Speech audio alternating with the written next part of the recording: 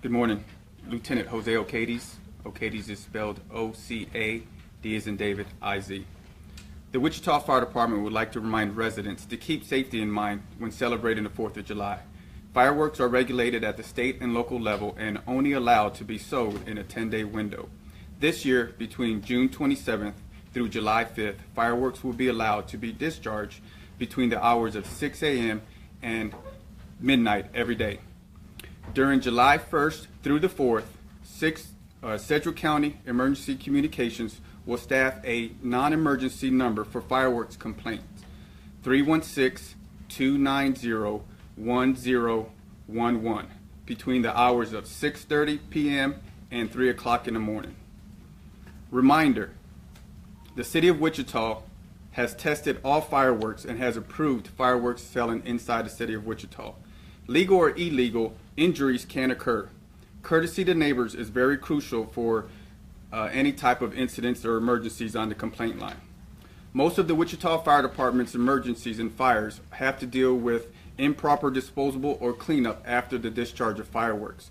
Always have a garden hose, fire extinguisher, or a bucket of water readily available just in case something misfires, and use the bucket to be able to be thrown in the fireworks for after they have been discharged.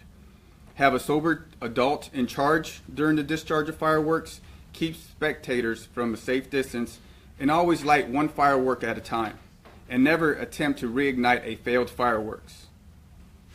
Today, along with the Wichita Fire Department, we have partners with Safe Kids Coalition, Rhonda Lusk, and from the St. Francis Burn Unit, Dr. Ress. Hi, thank you very much. So I'm Dr. Resch. I'm the director of the Via Christi Burn Center, so we deal with the unfortunate side of the 4th of July. Last year we saw 15 people in the burn unit specifically for burns related to fireworks, and the whole hospital saw around 25 patients for firework related injuries overall. And then the Consumer Product Safety sends out a census for the last year kind of number of firework injuries, and in 2015 there were just under 12,000 injuries. So this is a real common problem. The age ranges we see anywhere from, at our facility, 3 to 49 years old, although it's even nationally and locally skewed a lot towards the younger population. Under 20 years makes up the majority, and then under 15 years old makes up over a third of the patients we see. So pediatric injuries are a big problem. The most common fireworks that are involved with injuries, some of this is common sense, but the artillery, shell, mortar type fireworks, fountains, and kind of something that deserves sort of special note is sparklers, because I think most people, and myself included, used to think, sparklers pretty benign, right? Something your little kid can play with. But the actual chemical that they use to make those fire can get very, very hot, and it can range from basically 1,000 and greater degrees centigrade, even up to, which would be equivalent to around 1,800 Fahrenheit. So you're looking at something that's hot as a blowtorch. Could even potentially melt metal. So you don't want little kids playing with those kind of things. Common injuries we see in addition to skin burns, the most common area injured is the hand and the fingers, which makes sense. And then that's followed by basically anything on your head, eyes, ears, and then the body and the extremities. Over 50% of these injuries are primarily burn injuries, but also you can imagine with the explosive nature of fireworks, we see blunt trauma injuries, traumatic brain injuries, shrapnel related injuries, debris related. And then the other thing that's probably less so now, they've outlawed bottle rocket type fireworks, but even, and like the lantern type that are almost like a hot air balloon with a flame, but anything that could set a structure on fire, and then you've got to deal with the outcome of that. So smoke inhalation and like a house fire type injury. I think, we've sort of gone over some of the important safety measures. One thing I would say in terms of the pediatric population, you'd probably be able to chime in on this too, but from my perspective, it's hard to resist giving them something, a little sparkler or even the little snap poppers. There's cases I fortunately haven't seen it myself, but that you can read about where kids have had them in their pocket, a group of those, and they've ignited together, and then they've ended up needing a skin graft or surgery for that. So even those can be dangerous. So for little children, kiddos, obviously supervision, number one, and then also things like glow sticks, confetti poppers, things like that are non-fire related, non-explosive. And then also, like we talked about, the used fireworks can be a real problem because they can still be hot for a very long time. And it's very interesting to little kids. They go pick it up and maybe get a burn. And also unignited fireworks should be kept out of reach of kids. One thing I would say from our standpoint on the healthcare side of it, obviously we're open 24/7 at our burn unit, and we're always happy to help and field questions. If you get a burn, obviously if it's a major burn or any concern, call emergency help. But also just stop, drop, and roll. Remember that, and then you can run cool water over the burn injury, but no ice and nothing freezing cold or very cold. Just nice cool water. Dry it off, get it covered with some dry loose bandages or a sheet, and get them to us, and we're happy to help. So, thank you. Good morning. I'm Rhonda Lusk with Via Christi and Safe Kids. That's RONDALUSK. And I'm the coordinator for our local Safe Kids Coalition. Just some basic information. We know that fireworks are fun and young kids look adorable holding those sparklers. Unfortunately, fireworks can cause serious injuries to children, including devastating burns and other injuries. The best way to keep your children safe is to not use any fireworks at home, attend public firework displays, and leave the lighting to the professionals. If you plan to use fireworks, make sure to follow the following tips to keep your kids as safe as possible. The facts: we know that more than 3,000 children under age 15 are sent to the emergency rooms each year in the United States because of fireworks. We see that here in Wichita as well. Sparklers, which we just heard about, are typically viewed by parents as relatively safe and harmless for fireworks for children, but they account for 1/3 of those injuries to children under 5. Some tips that we want to make sure we pass on. The best way to protect your family is, again, to not use any fireworks at home. Instead, attend public displays and leave the lighting to the professionals. Closely supervise children around fireworks and make sure that you are within reach of those children at all times when there are fireworks going on. Little arms are too short to hold sparklers, which can heat up to over 1,200 degrees. How about this? Let your young child use glow sticks instead. They can be just as fun, and they don't burn at a temperature hot enough to melt glass. Always have a bucket of water and/or a fire extinguisher nearby, and know how to operate that extinguisher as well. We take fireworks injuries very seriously. We want to make sure that no one's 4th of July is put on hold because they have to come and visit us in the emergency room or the trauma or burn unit. So we want to make sure parents and caregivers keep their children safe, make sure they're away from the fireworks, and make sure you know what to do in case you have an emergency like we just talked about. Any questions?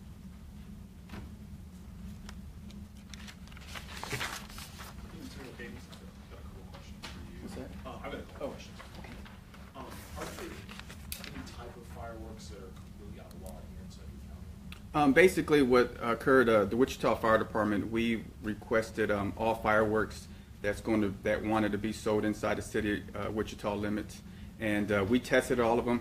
Anything that omits anything outside of 6 feet are illegal in the city of Wichita. So if you purchase anything, all the firework tents that's located inside the city of Wichita, they all have been approved by the Wichita Fire Department to be legal.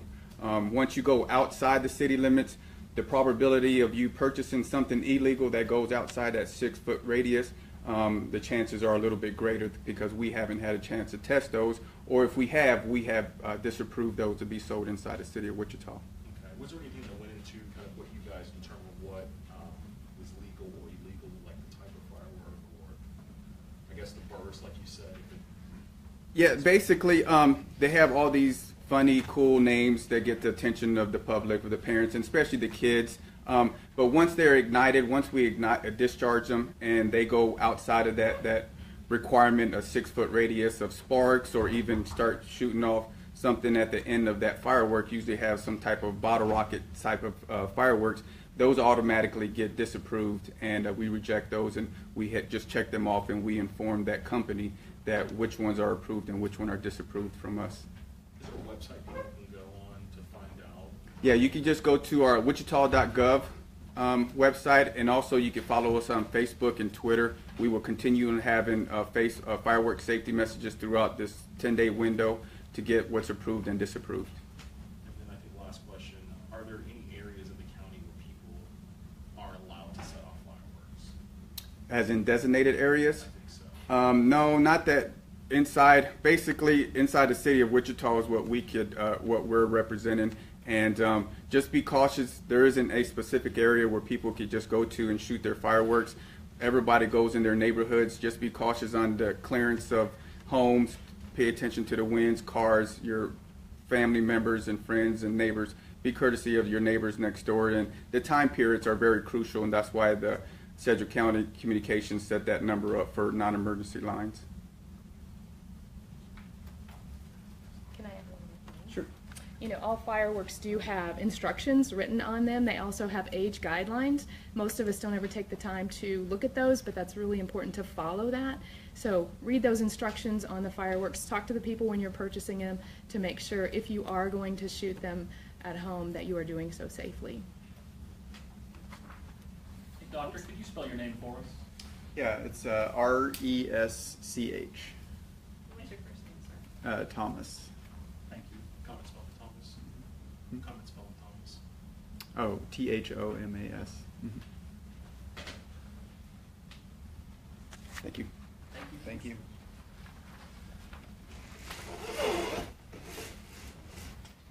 All right. Well, appreciate Wichita Fire Department and our healthcare providers coming and give us some information on fireworks safety. Obviously, the Wichita Police Department and the Wichita Fire Department want everybody to have a happy 4th of July, but also a safe one. So appreciate you coming, sharing some insight with us on fireworks safety, and we do hope that everybody has a safe 4th of July.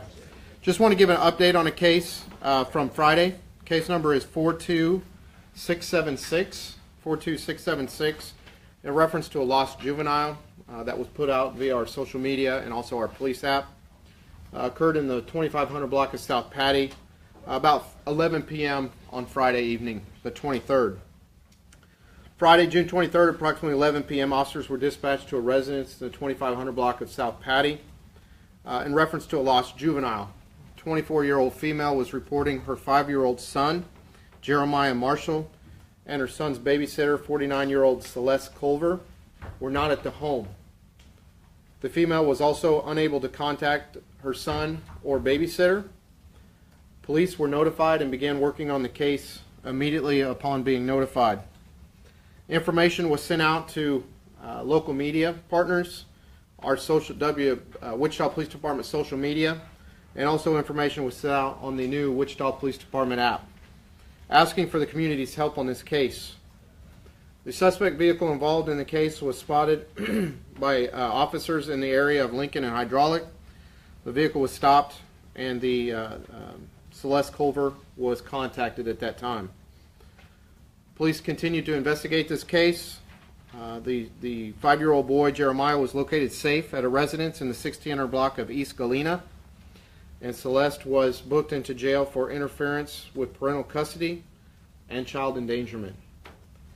We do appreciate the community's help in sharing the post, sharing the information on our social media accounts to help us get that word out so that we can locate these individuals. And fortunately, and we're happy to say that the 5-year-old was located safe.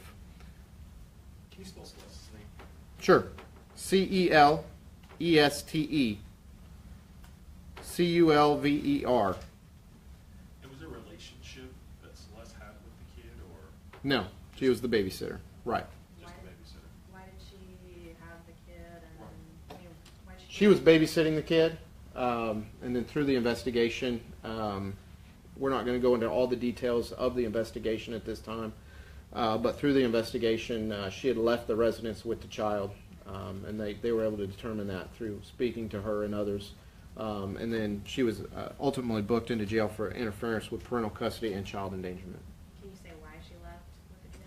I'm not going to go into all the details, as I wasn't in part of the interview process, so I don't have all the intimate details of exactly why she left and all those things. But she did leave the residence with the child. But fortunately, the child was located safe, and we're happy to say that. Was she hired as a babysitter by the mom or the dad? Do you know that? I don't know. She was babysitting the son. I don't know if she was hired or by whom, but she was babysitting this 5-year-old while the mom was at work. Yeah. Charlie, do you know this address on Galena? Is this where she was living? No, I don't know. I don't know the relation of Galena. This is where the boy was located, and we found that out through our investigation. But I don't know as to what relationship this address has to the entire situation. Was there an adult there when he was? Yes. Mm-hmm. Do you know whether she had babysat the child before? I don't know. I don't know. I don't know the status of if she has or how many times. I'm not sure on that. But Why no kidnapping charge? just through the investigation, these were the charges that were appropriate that were brought to the attention of the case. Yeah. Any other questions? All right. It was a good weekend. Good weather. It's supposed to get a little warmer. Appreciate everybody. I'm glad to say we don't have many other cases to cover today. So Wichita Police Department continues to work hard to keep this community safe and strive to work with our community members. Also want to also talk about our app as well a little bit. We did put information out in reference to this case via our app. It's a great way to receive citywide information, something that has citywide impact on our community. We will put out via our app, and it's also a good way to get information to us. So if you haven't downloaded it, we encourage you to go to go to your app store, search Wichita Police Department, and you'll see our logo, and then download that app. It gives us a great way to communicate with us. All right, have a great day. Thank you.